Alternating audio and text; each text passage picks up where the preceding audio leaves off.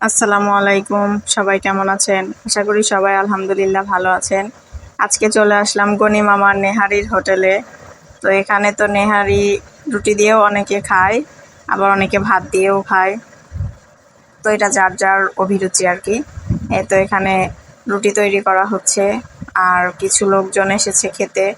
এখানে দেখতে পাচ্ছেন একদম বড় ডেকচি দিয়ে একদম রান্না করে রাখছে নেহারি। তো এগুলো নেহারি এক একটা হচ্ছে 200 টাকা পিস। আপনারা এসে খেতে পারেন।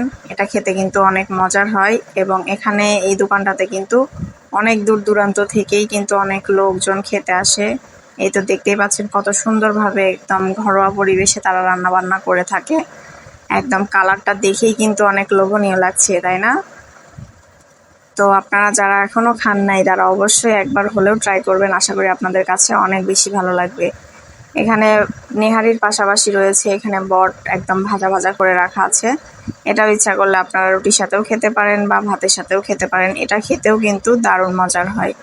এই তো এগুলা মানে খাবার কিন্তু একদম মুখরোচক বললেই চলে, দেখে অনেক লোভ লাগে, তাই না?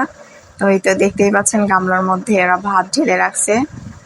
যেহেতু গরম এই জন্য একটু ঢেলে রাখছে, ঠান্ডা করতেছে। আর এখানে পাশাপাশি রুটি বেলতেছে। এই তো দেখতেই পাচ্ছেন একদম ময়দার রুটি,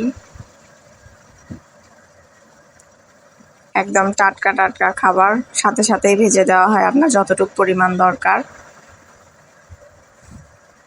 এই তো আপনারা এখানে ইচ্ছা করলে বসেও খেতে পারেন বা পার্সেল নিয়ে বাসায়ও যেতে পারেন, এটা আপনাদের ইচ্ছা। তো যাই হোক,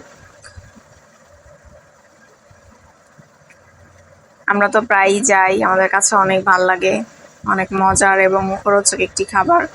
তো যাই হোক, সবাই ভালো থাকবেন।